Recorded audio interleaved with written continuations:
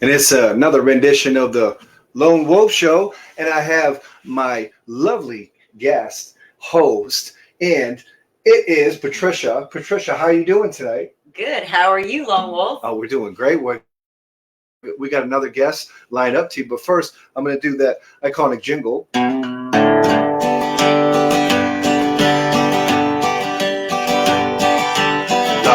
Wolf, tell me who are you? Just another paying pal. And we'll pack. In the woods anywhere you'll find me, paying homage to the great pal.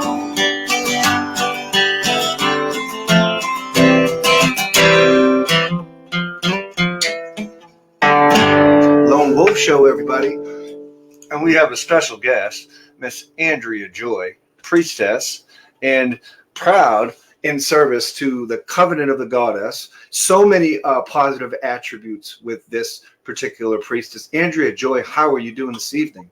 I am doing absolutely wonderful. It's always such a lovely privilege to be able to share with you folks and with the rest of the community. I always adore that. So I got to ask, how are things over on TikTok? I don't go on TikTok often, but I do a little bit of community service over there.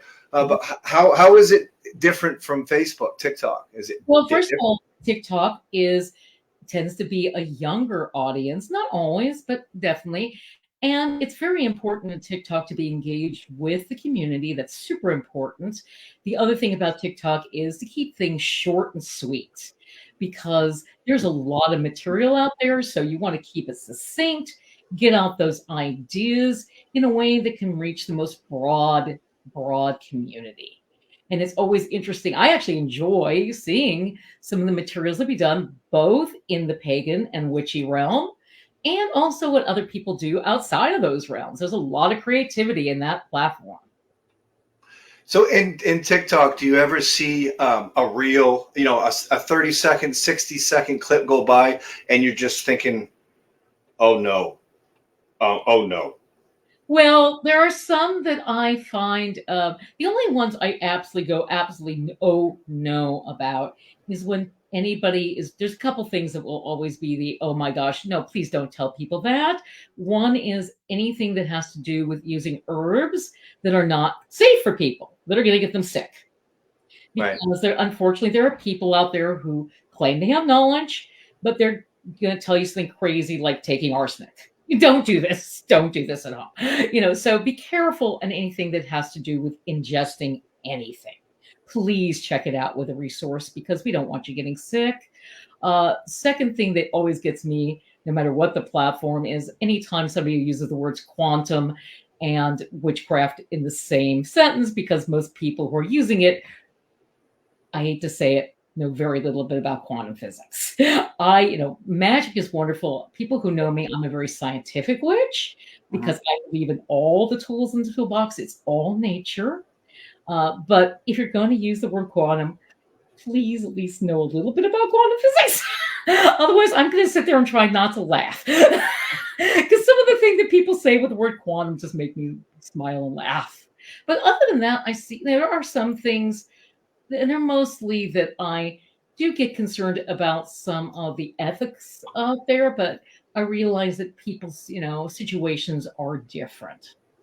On what is ethical for one set of people and what's ethical for not. But I do, want people to step back and think, hey, is this really something I am going to feel okay with at the end of the day doing?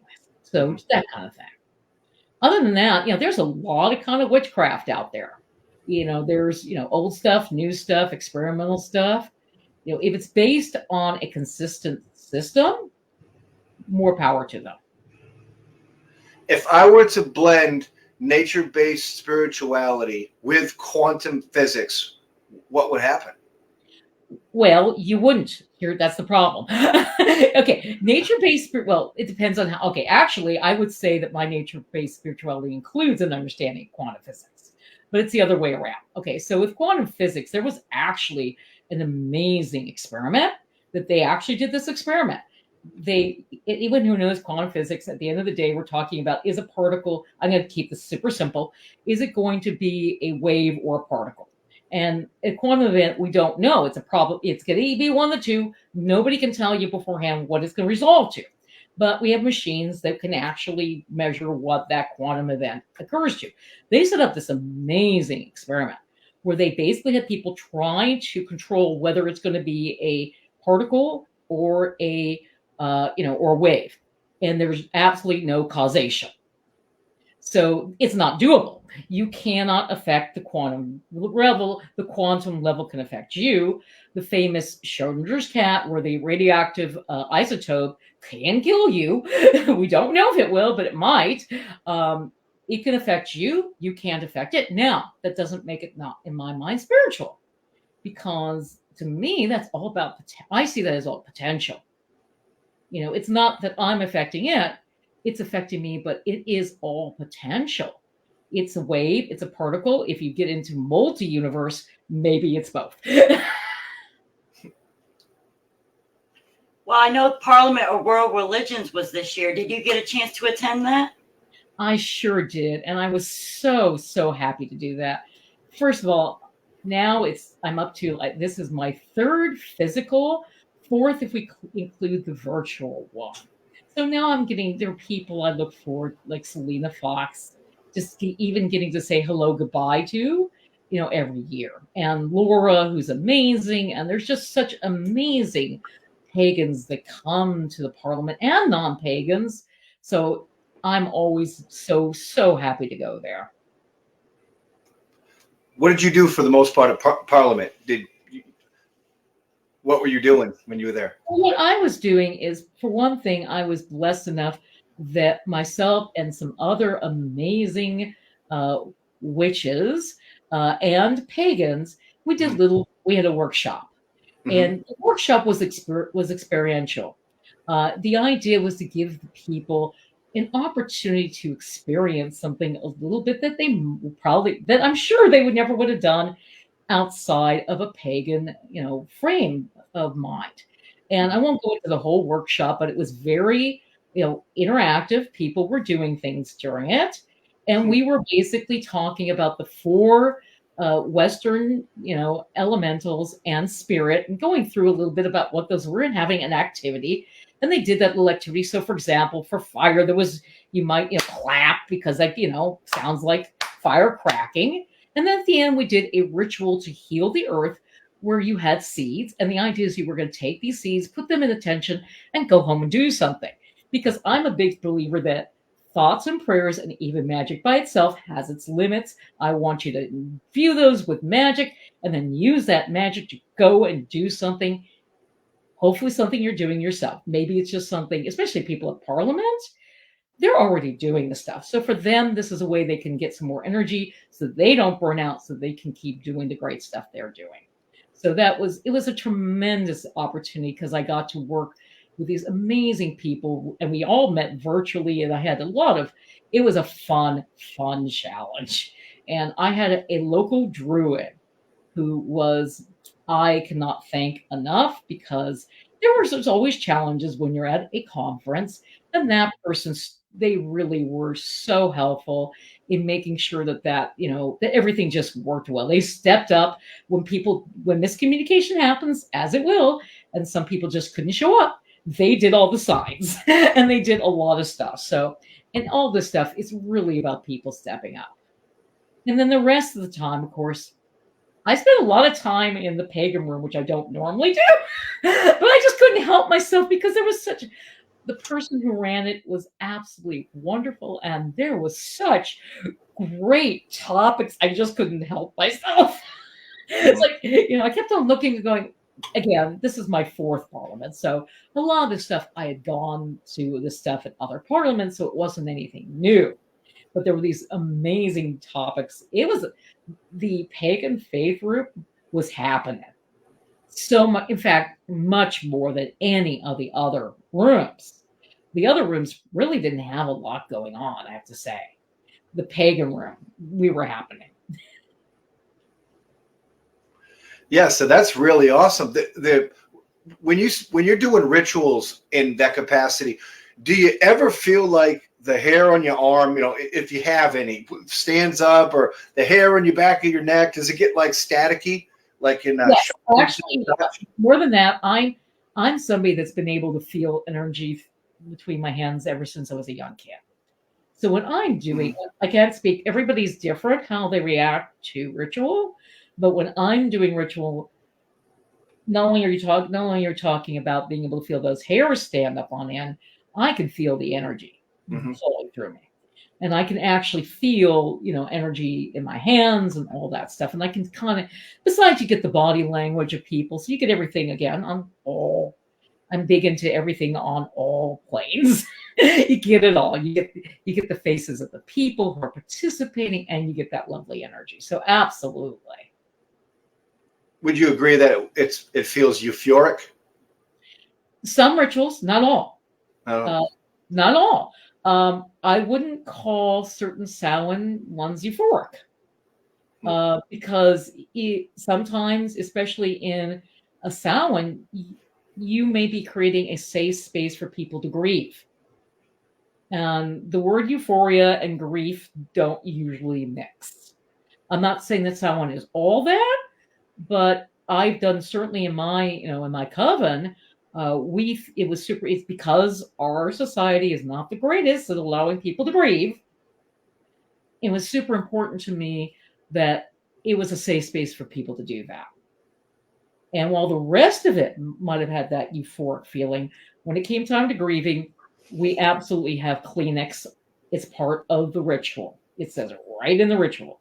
Bring the Kleenex. And you're not going to feel euphoric, and you shouldn't feel euphoric during that. If you're grieving, you need to grieve. You need to feel that pain.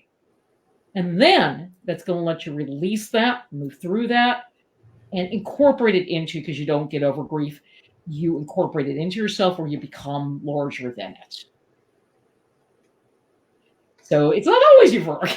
And sometimes it's funny. So, because our deity, at least I don't know about you, but I think the deities have a sense of humor. At least I've seen that. What's your favorite pantheon? I don't have a favorite pantheon. I have favorite deities. I have studied a lot of religions. I'm a religious junkie. Some people collect Pokemon. I collect worldviews and religions. I really do. So I have favorite deities that just call to me over the years. For example, the one I've worked with the longest is Anubis. Absolutely the one I've been on this journey the longest with. To the point that at one point, not in honor to Anubis, but Anubis was certainly part of this journey, I wrote something called Mary Part, which is suggested funerary rites, just to give people some thoughts on how they can create funerary rites that are appropriate for pagans. And it's free, and it's out there on the Covenant of the Goddess website. So that was, Anubis certainly called to me. Asherah certainly has called to me. That's my Jewish background. I'm still a Jew, born a Jew. You're always a Jew. It's more tribal, though I don't really consider myself, I have some cultural Jewish things, but that goddess really is Queen of Heaven. I won't go into the whole thing about that one. So for me, it's more that, and I have my, of course, some of my more recent ones, which include Obalata, who's from Ifa. I have a good friend of mine. It's interesting how life happens. The people that I started when I was 17 years old. That would be, a long time ago, because I'm an old witch. And the person that I started my journey with, one of the three people, they went off on their own journey and they became an Ifa priest. And then, Facebook and life brought us back together. And he was kind enough to do a very deep reading for me, so I know more now about that amazing path. So I'm more of this one called to me, that one called to me, rather than a specific pantheon calls to me.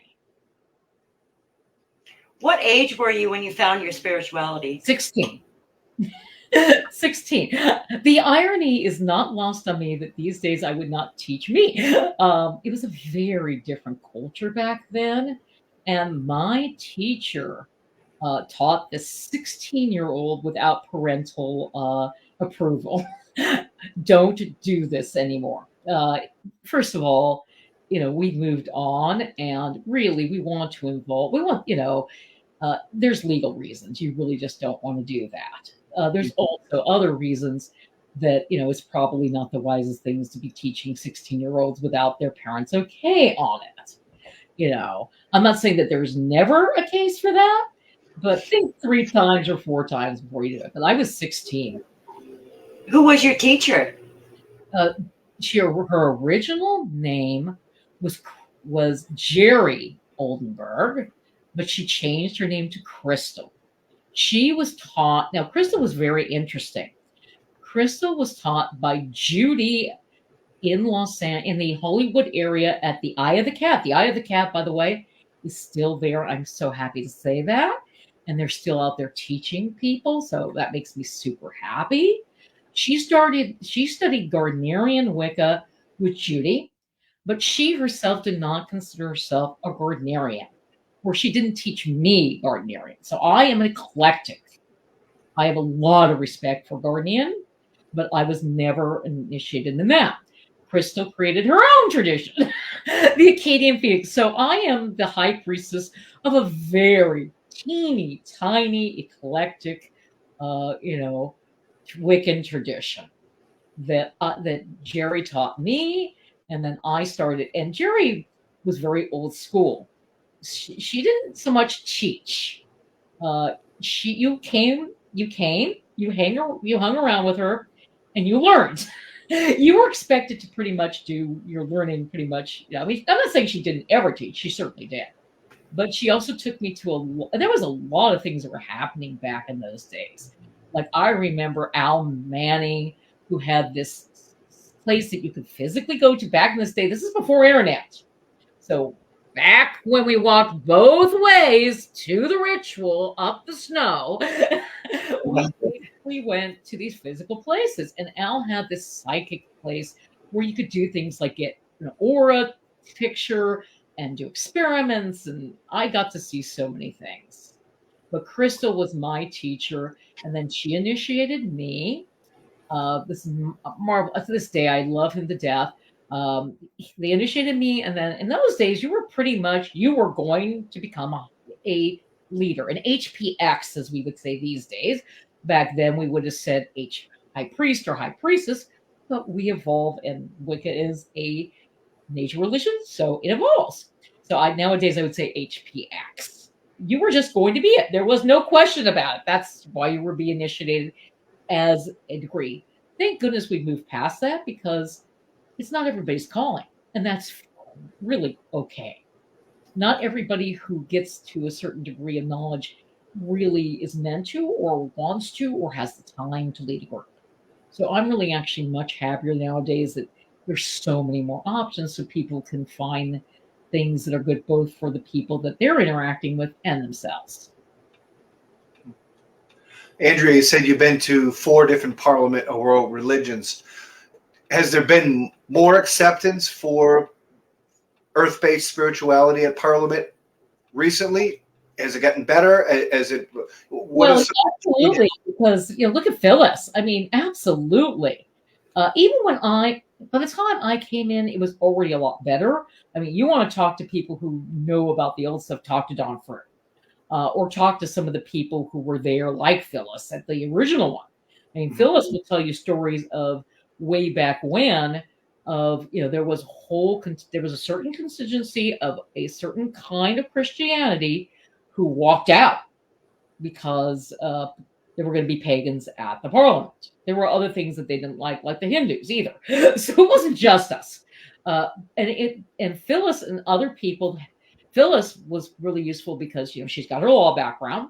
And so she was able to get the legal stuff taken care of. And they had this huge, huge ritual. And it was really, it's hard to express how important this was the whole pagan community. It was at the time talked about as the pagan coming out of the closet whole thing. mainstream people started to know that we were here and that we weren't anything, we weren't just the stereotype of, people living on their couches, and nothing wrong with that. I mean, if you have, problems financially, but we weren't just a stereotype. We were all kinds of people from all, there were people who worked in big business. There were people who are down on their luck and doing the best they can. But Parliament really stressed that we were part of this world conversation. And you fast forward, and we've had pagans on the board, and Phyllis is who's an amazing human who does so much for our community. She is now a mover and shaker, to the point that she actually talked to the Pope. I mean, that's really hard if you're from my age to get your head around. That the Pope actually spoke to a witch. That this was not something that my young self would have ever, if you would have asked me, I would have looked at you like, what are you smoking? And is it any good? Because, it was just something we could have never, ever thought of. And now at the Parliament, you see definitely, not everybody, there's humans come to the Parliament. So, but people who come to the Parliament are already coming with the idea that they want to be there to work on the big issues of our time and to learn from each other, not to try to change each other, though some people push that, I have to say, but for the most part, they're coming because they want to model a different way we can interact with each other, which is lovely. It's the most moving thing about the Parliament is seeing this whole other way that humans can interact. That you can be an atheist, you can be a pagan, you can be a Christian, you could be a Hindu. I won't go through, you could be a Zoroastrian. You could be anything. It's about what you do, and that diversity is something to be celebrated, not to be something to be afraid of. And that itself is just a strong thing. Andrea, do you think a wise person should have knowledge of all the world religions? I don't think it's possible to have. Actually, as somebody who studied this, it's not possible. I think that a wise person should know a little bit about the major ones, really. I've been studying world religions since I was 16, and there are still religions I don't know about. I don't think it's, unless you're Joseph Campbell and have an IQ that makes mine look like nothing, I don't think that's a realistic ask. I really don't. But I do think you can certainly find out about the major ones, and certainly you can find out about the worldviews that are kind of these big three categories. The kind of Abrahamic viewpoint, which is pretty much it's historic and we need something historic to fix it. The Eastern worldview, which is, and I'm really overgeneralizing here, of course, which is everything's an illusion and we just have to wake up to the fact that it's an illusion and then we're going to be better off.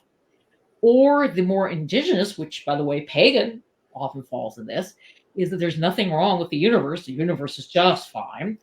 It's our relationships we need to work on. And you can certainly work that. And I certainly encourage people just to find out a few things. I think very few people can know there are just too many religions. Unless you're becoming a religious scholar, you probably don't have time. So I encourage you instead just to find out about the people who are your neighbors, better yet. What are your neighbors? What do they believe? Listen, ask them and listen. Be curious. What do they believe? What do they get out of this? And if they are open and good people, then cool. And if they're not, then maybe you need to set up some good boundaries. Mm-hmm. Yep, common decency between everyone, pretty much. When we're talking about Parliament of World Religions, I'm on the outside looking in. I wanted to attend. I couldn't make it this last time, but it seems like the general direction was interfaith work within the pagan community. Is that a new concept, and how are we going to make the concept work? It's not new. Uh, the interfaith work inside the pagan community has been going on since the modern. Yeah, see, Yeah. right. So basically, if you're plugged into it, you're just plugged in. That's pretty much it. Pretty much interfaith work happens by individuals stepping up and doing the work. I mean, I know that sounds simple, but if you're interested in interfaith work, there are organizations out there that deal with interfaith. Google is there. Here, Google, Bing, or whatever search engine you use, it can be your friend because this is you can find an interfaith group. You can do that, but you don't even have to be part of an interfaith group to do interfaith work. Right. It's really as simple and as showing up at somebody else's thing, being curious and being respectful. Mm-hmm. So if you're going into a church, you're not going in there to talk, you're going in there to be supportive and curious.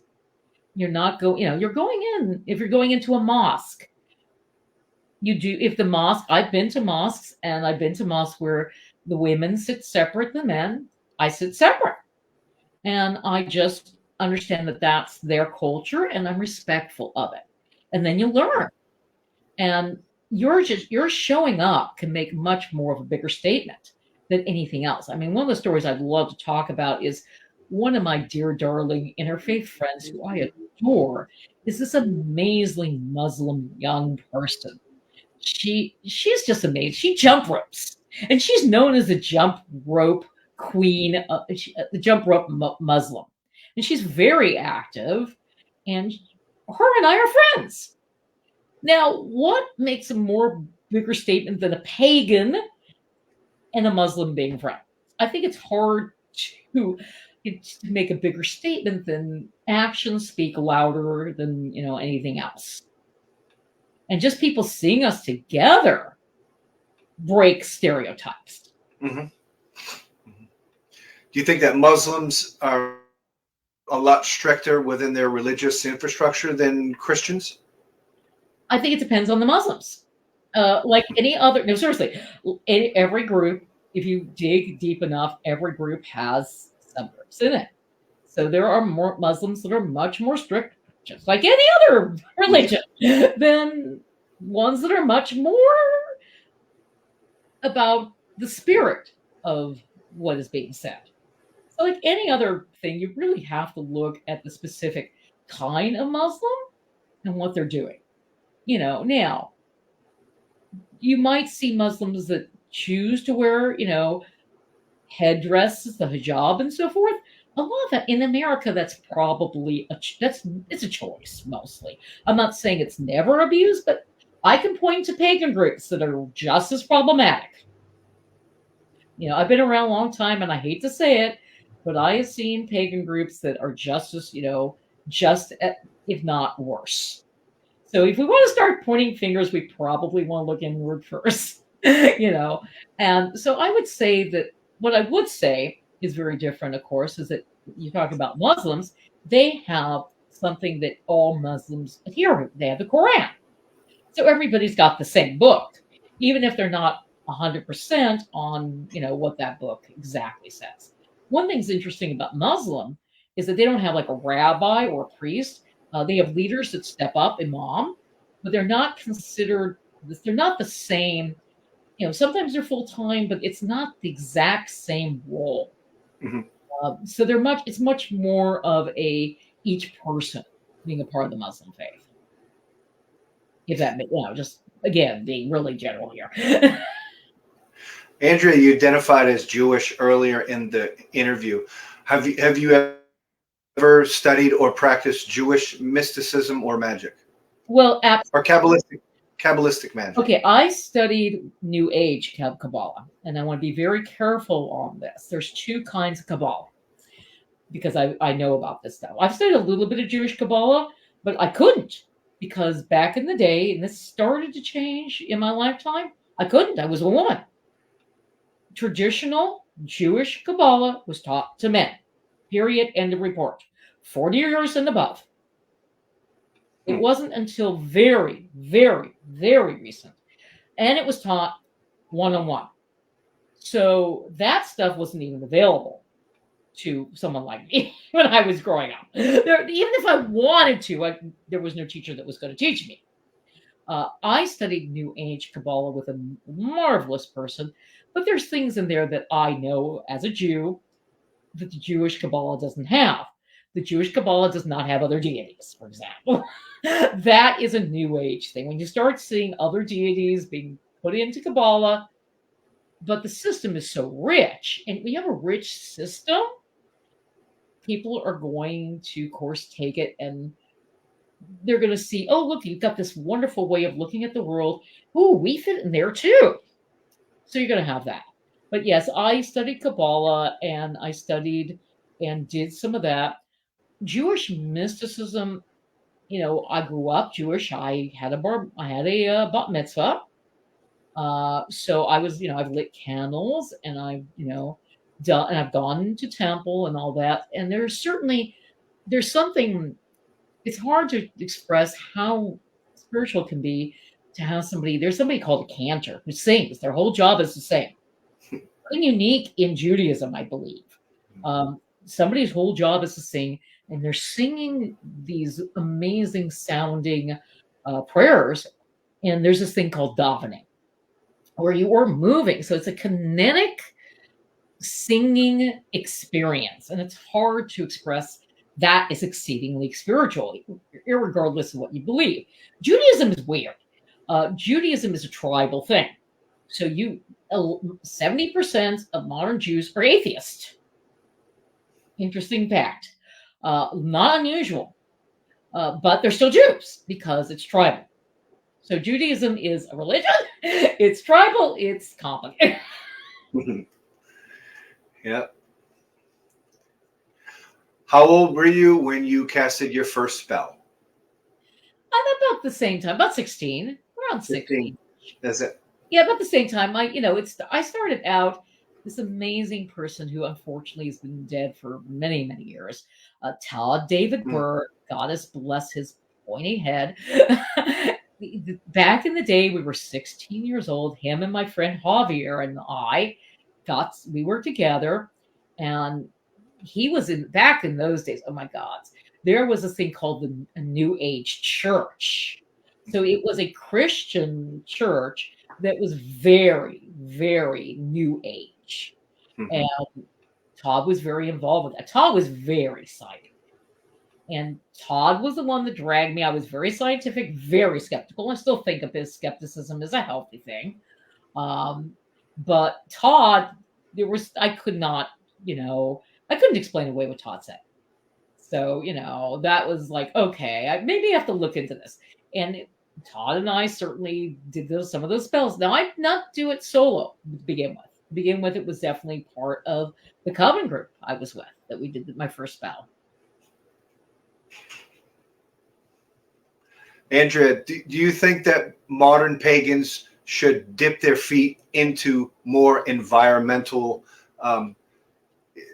centered issues within America, within worldwide, UK, everyone involved? Well, I think everybody should get involved with more eco activism. Now, obviously, I believe in climate change. If you don't, then please go find something that does call to your heart that you can do something helpful. But for those that do accept climate change as a reality, I think, we owe it to the sacred earth to do something. And what that's going to look like, of course, is going to depend on so much. Some people only have 5 minutes. If all you have time to do is pick up a piece of trash, it matters. Every action has rippling effects. Every action matters. Mm-hmm. And if all you have time to do is pick up that trash, it's enough. If you have more time, do more. Because this is the only planet we're 100% sure that has life on it. That makes us exceedingly special. And even if it wasn't true, we are part of a web. And there are it's not just humans that are being affected. The rate of species that are dying off is absolutely tragic. And I believe, as somebody who believes that everything is my relative, it is my duty, my sacred duty, to do what I can. In my case, I'm very active. I'm the action team leader of the Earth Based Spirituality Action Team, a citizen climate lobby. And the reason that I give my time there is citizen climate lobby is working, there's everything we do is important, but as we all know, we're all smart people. We know that the big contributors to this problem are a lot of times business and stuff that we may not have direct, pulls on.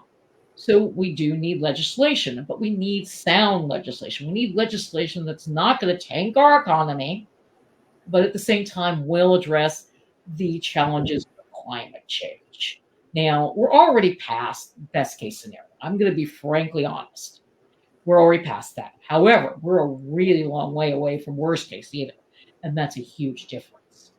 So what we do now is absolutely going to affect everyone that comes after us, and that includes our amazing animals like our cats, our dogs, our beloved ferrets, our wonderful birds, the fish in the ocean. Every single thing on this planet is affected by this. And one thing I love about Citizen Climate Lobby is that they make the stuff easy. If you only have a little bit of time, they have technology that makes it super easy for you to lobby and get effective things done. So I love that. I mean, and for those people who have more time, they'll teach you. I mean, seriously, the amount of education you can get there for free is super impressive. So it's really a matter of what do you have time, what do you call, things that pagans particularly like to do, permaculture. Starhawk, just look at Starhawk. Starhawk's got great stuff on permaculture. She's got a lot of great materials on that. Selena Fox, of course, who has an amazing sanctuary. And we also tend to look at things, even our burials, we look at differently. A lot of us I'm personally excited about the idea of perhaps being turned into compost rather than being any of the other methodologies that are out there. Why would you even say, why would you want to be turned into that? Well, because that's going to nurture new life.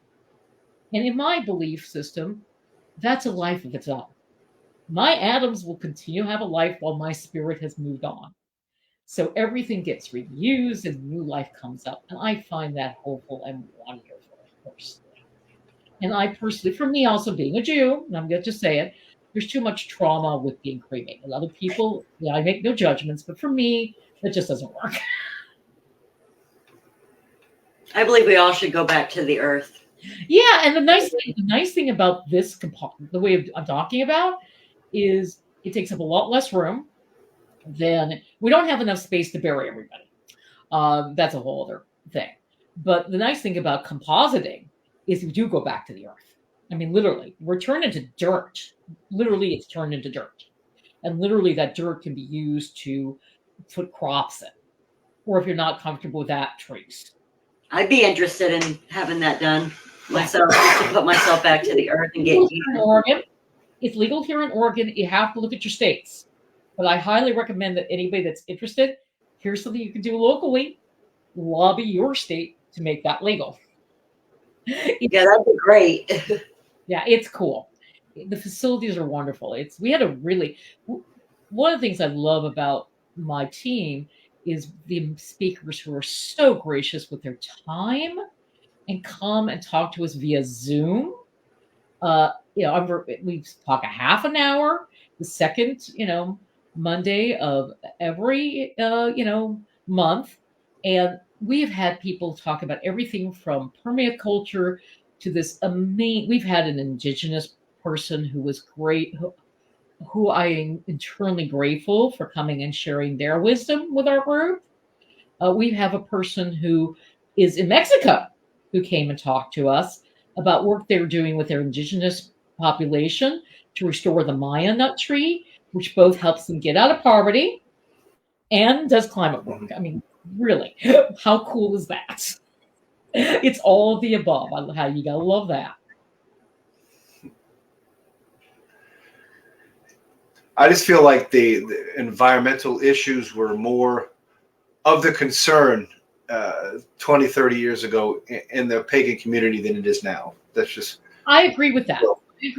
I agree that as a community we talk about it more. I completely agree with that statement.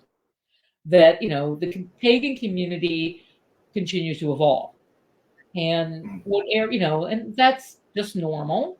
But you're correct. 20, 30 years ago, it was pretty much if you were a pagan, you were talking about this. But also 20 or 30 years ago, there were less of us.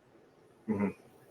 So as you get more people interested in a spiritual path, I don't find it unusual that one focus is going to go away, because now you've got all the people who have different needs and they're going to be focusing on so many different things. I would be hard pressed to think of any one issue that the whole pagan community is really talking about these days.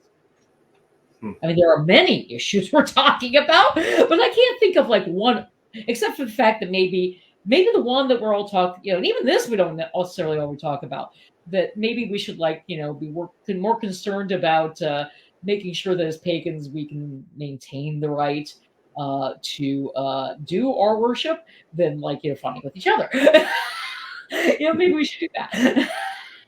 But even that you don't necessarily hear about, and that's part of that is just fun, But I certainly encourage people to do it anyway.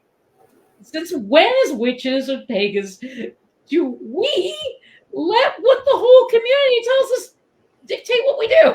Right. That's something as pagans and community, that we're really, into, right? Mm-hmm. Nobody, as pagans and witches, really it should be about what we're interested in. So if you're interested, just because other people aren't, well, that's them. You do you both. Do you believe that do you think that it's important to question all authority? Absolutely. Now, I want to be careful with that. Okay. I think it's important to question authority. I don't think one should be disruptive. And I think there's time you have to listen to authority without questioning. And let me give you an example. I'm going to give you a mundane example. Way back when I was lucky enough to go river rafting in the Colorado. And that particular time, the river was running with a lot of air. For anyone that does river rafting, there is a rating system, and the more air, the more dangerous it is.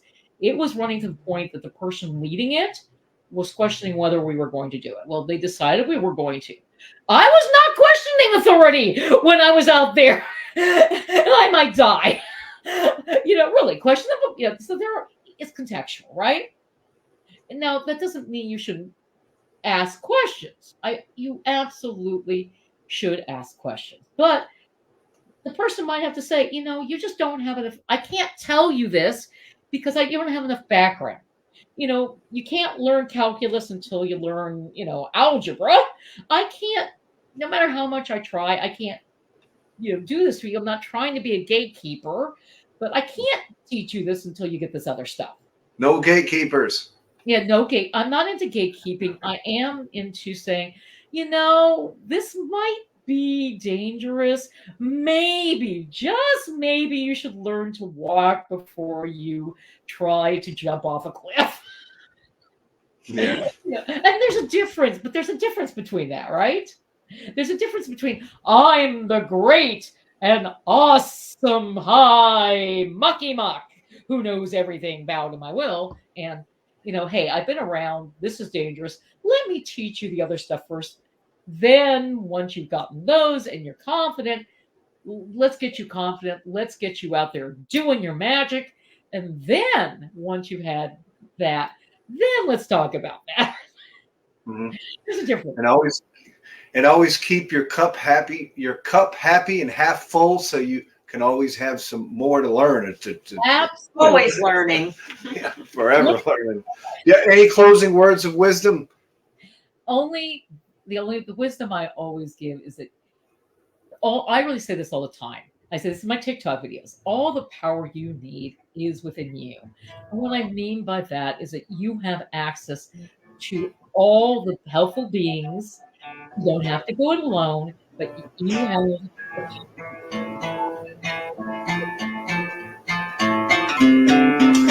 Thank you so much for coming on the Lone Wolf Show. Andrea Joy, Covenant of the Goddess, a lovely priestess.